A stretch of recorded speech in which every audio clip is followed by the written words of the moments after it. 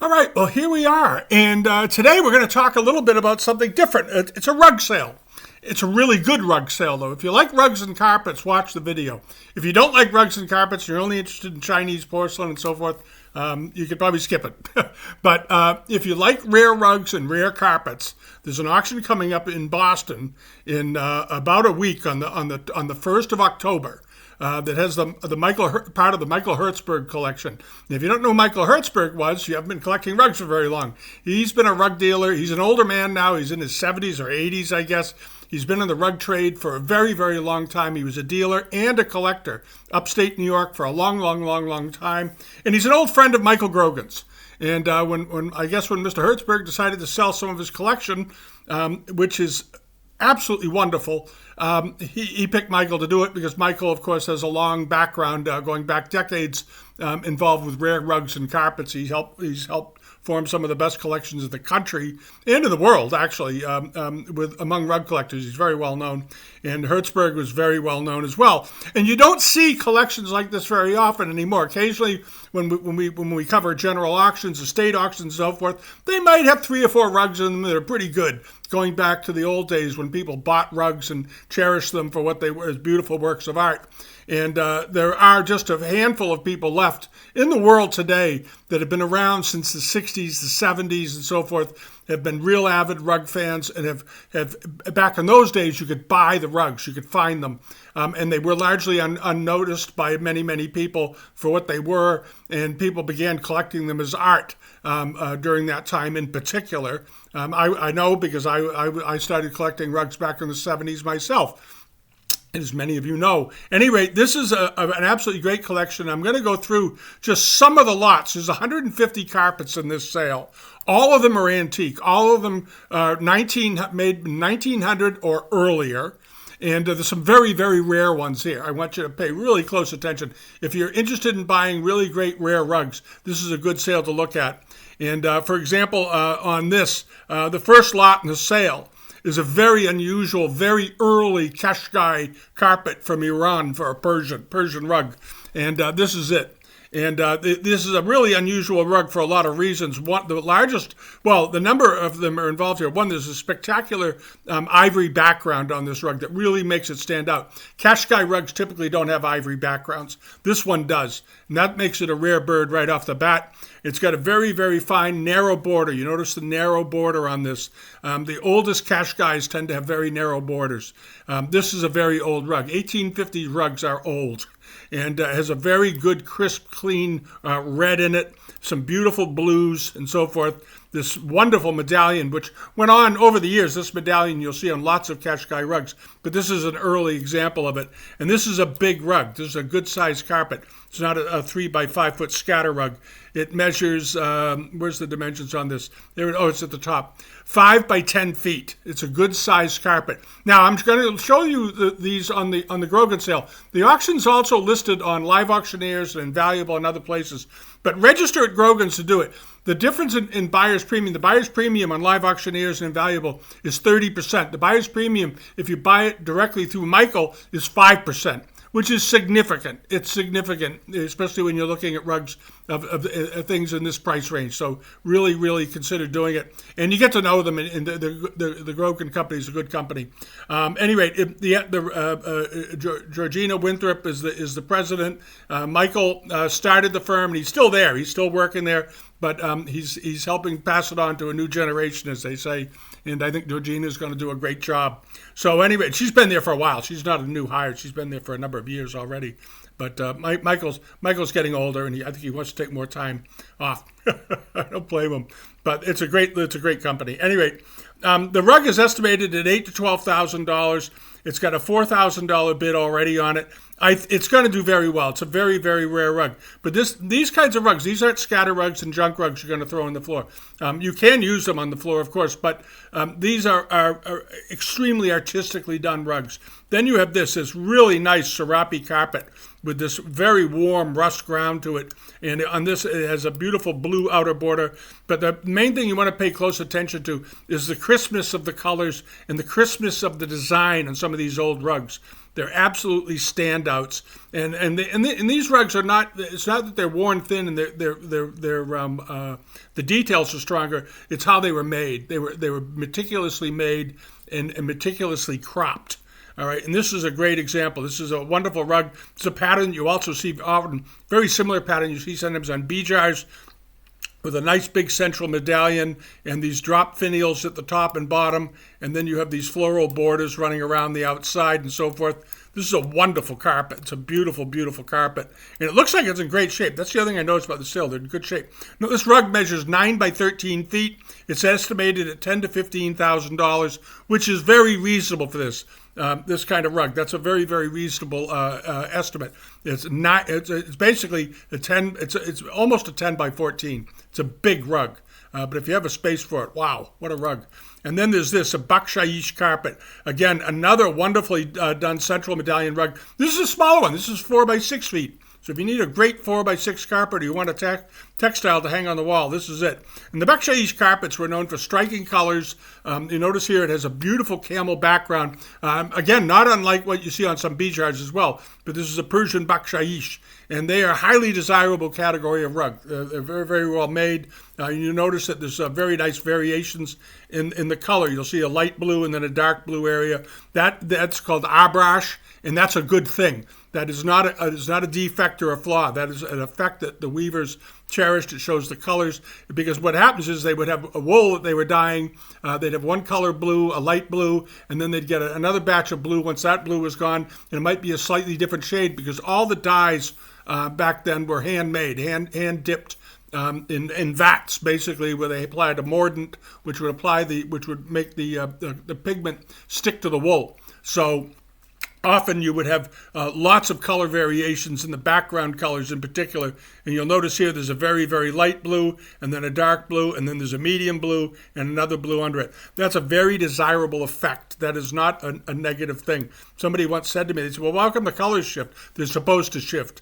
It's an indication of the age of the rug, and that it was done in a rural weaving setting, and they were using the dyes and the wools that they could get their hands on. And the wools on Bakshaish carpet are particularly soft and lustrous. They're beautiful, beautiful wools. The wools on the Qashqai rugs also are great, but this is an absolutely fabulous looking rug. Stellar example. It just has great visual impact. Again, you could put it on the floor if you want. You could walk on it, or you could hang it on a wall like a tapestry. I would hang it on a wall. It measures 4 foot 10 inches by 6 foot 2 inches, so it's sort of a scattered size in generic sense. It was made in 1875. It's a very early rug, really desirable. And then this is a very rare rug. This is known as a single eagle Kazak. They do not turn up very often. The eagle symbol is this central design here. And single eagles are rare. They're a very rare type of rug. And this one has a beautiful gold border.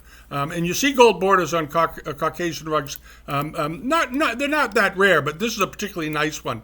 And the yellow or the gold color is used throughout the field of the rug to highlight it. You have this beautiful crisp, again, this very, very fine red, madder red, natural red, this very good cobalt blue, and so forth, but strong, vibrant, very wonderful, beautiful, elegant colors that you don't get from a lot of contemporary rugs that have synthetic dyes. This rug is 7 by 5 feet, roughly. It's estimated at $5,000 to $10,000. Has a $2,500 opening bid, but it's a rare type of rug. If you like Kazakh rugs and you're an old fan of Ulrich Schurman and all the old guys that wrote all the great rug books, he talked endlessly about these Kazakz. And this is a chance to get one. And it's a nice old one. It's made about 1900.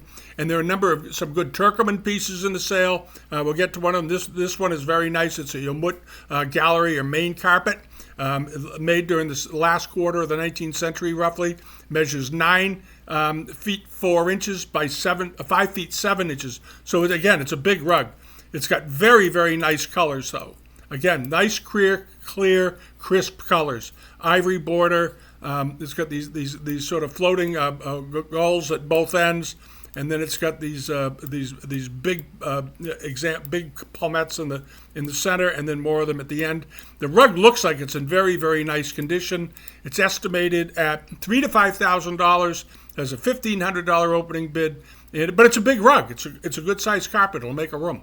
All right, or you can hang it on the wall. You know, it was all they're listing it as just last quarter of the 19th century. It could be a little before that too. Michael, and a lot of rug guys, they tend to be a little conservative on dating things because they don't want to get into arguments with people. This rug could have been made a little before that, around 1850 or 60, as well.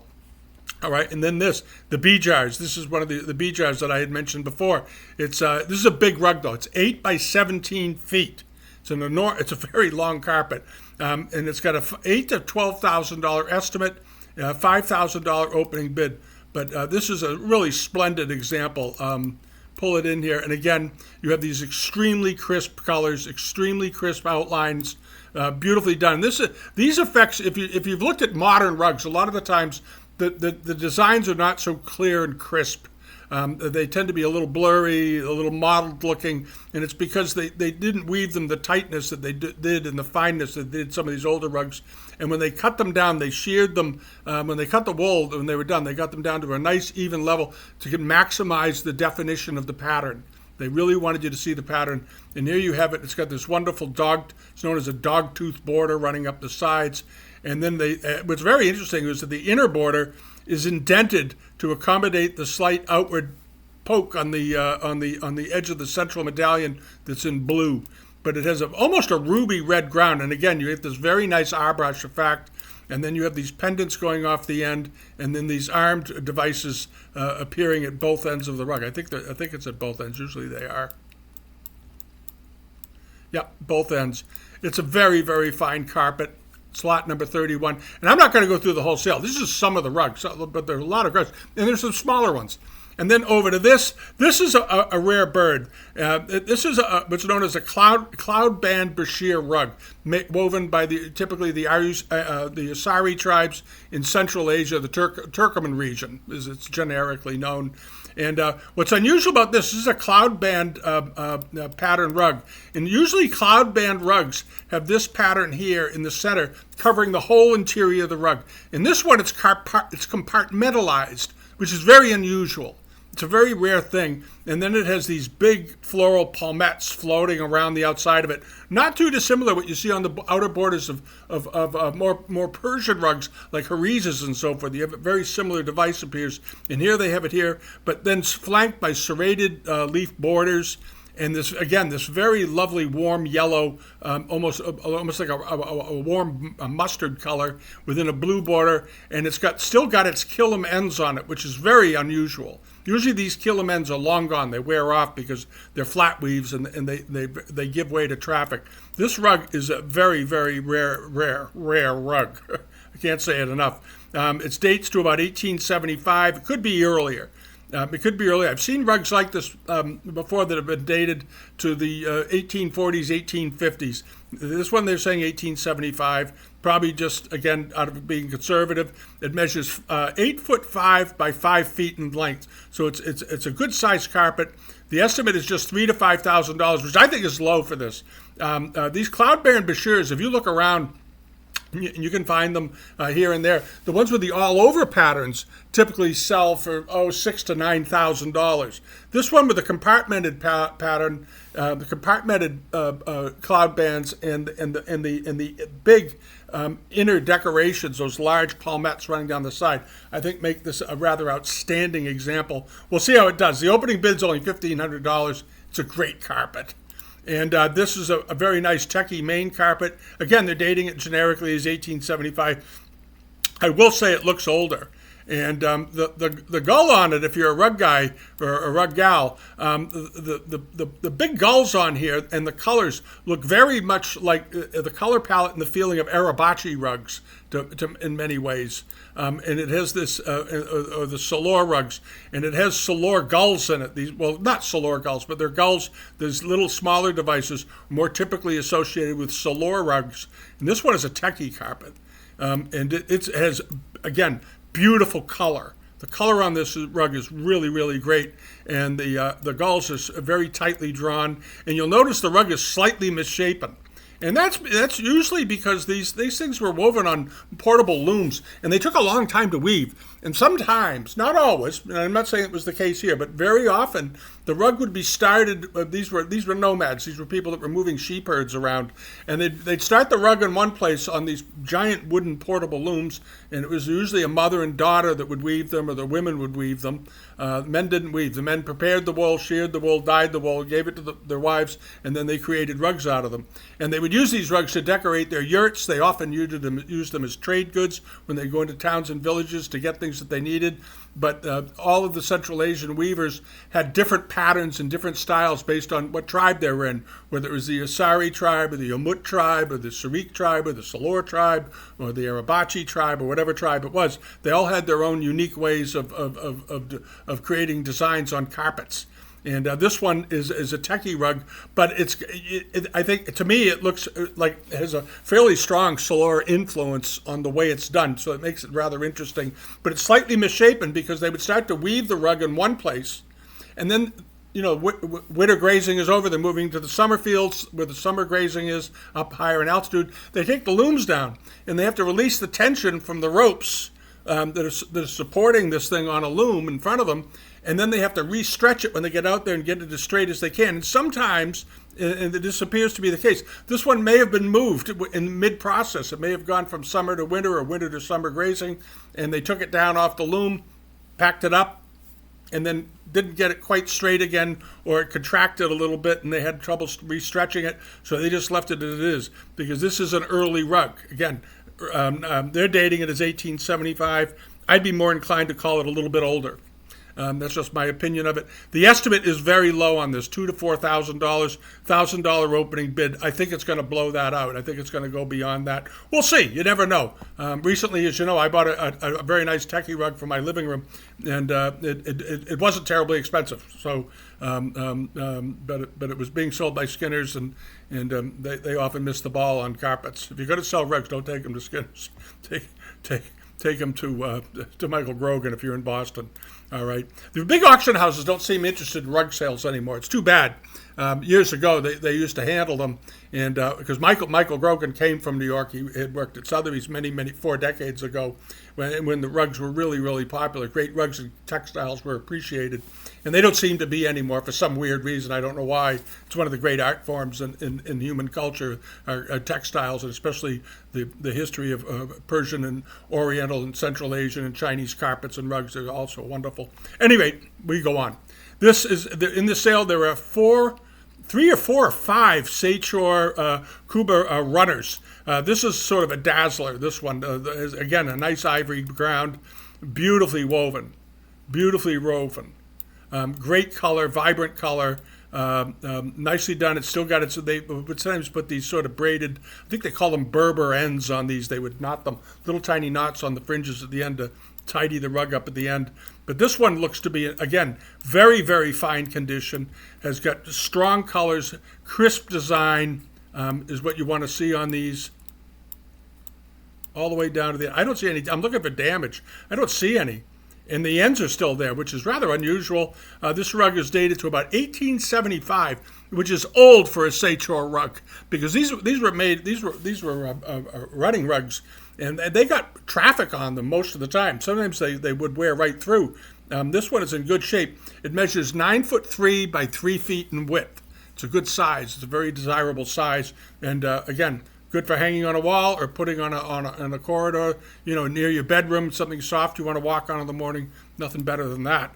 And this is another one. This is an Anatolian rug from Turkey. It's 3'4" by 12 feet. This is a very early one. It dates to about 1850. And this has, again, it's very Turkish in its design, very geometric. Very, very good colors all the way down. Lots of color variation on this rug. That's something you do see on Turkish rugs also. You see them on Caucasian rugs, Persian rugs, but you see lots of color variations on Turkish rugs. And there's a giant community of rug collectors in Turkey. They absolutely love these rugs. But if you want to get one before it ends up, because this could go back to Turkey pretty easily to a collector. It dates to about 1850. It could be older. Again, It's estimated at $4,000 to $6,000. Absolutely great rug. Absolutely great rug. And then this, a Kazakh rug, Caucasian. Somebody used to call these keyhole rugs because they look like a keyhole. I think that's sort of dumb, but at any rate, this one measures 6'3" by 8 feet. This is a big Caucasian rug, nice big Kazakh. That's on the large side. For when you get away from the runners, the square and rectangular rugs often are not that big with Caucasian rugs. This is a big one. And what's the estimate on this? The estimate is $3,000 to $5,000, $1,500 opening bid. And again, notice the color. Again, that crisp design. You don't see it. Almost looks like it's a flat weave. It's so tightly and crisply drawn. But the outer border works beautifully with the inner border. You have these floret inner borders on a light blue background, and then you have this beautiful ivory with red with these sort of latch hook devices running all over the place, and these serrated gold serrated edge gulls floating around and so forth. Very, very nice. Just a great looking carpet. And this one is, again, estimated $3,000 to $5,000, $1,500 opening bid. It would be a bargain. I think it would be an absolute bargain if you could buy this rug for under $5,000. But we'll see. You don't know. The rug world today is a little nutty. And then there's another Heriz carpet, last quarter of the 19th century.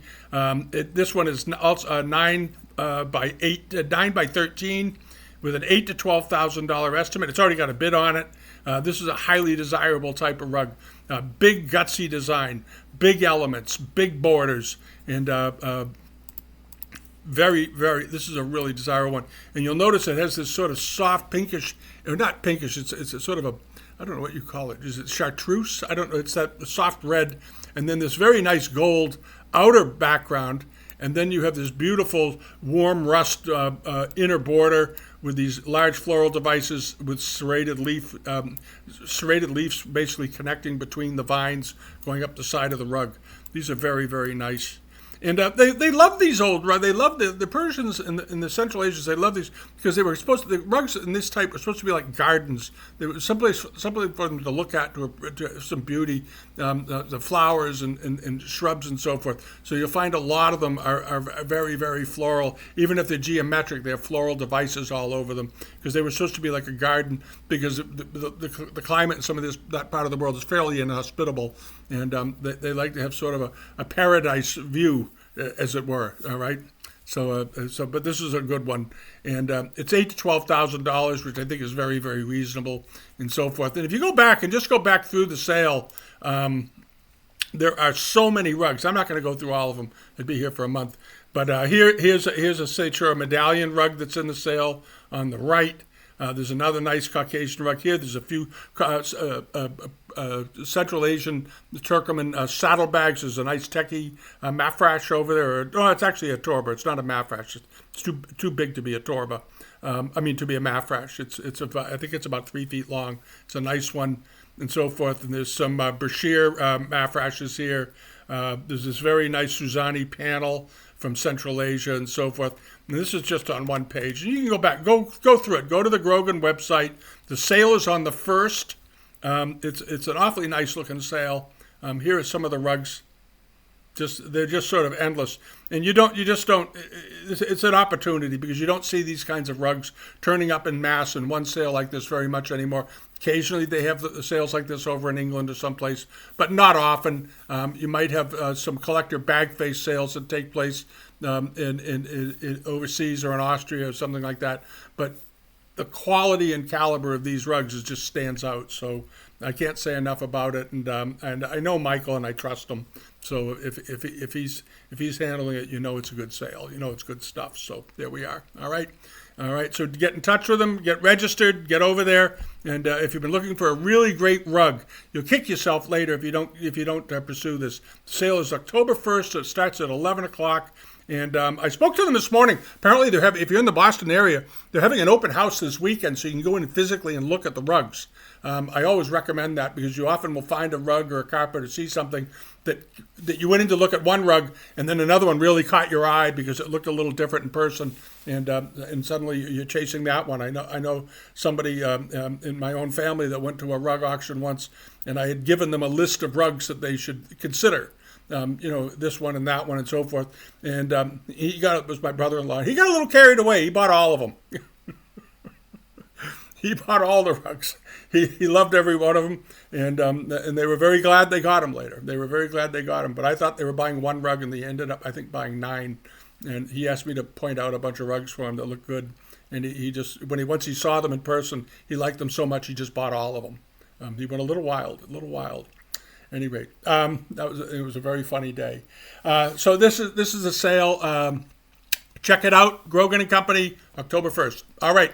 We'll be back later this week with other videos, but this is I just wanted to do this as a one-off because I thought the stuff was so wonderful. All right. Bye-bye.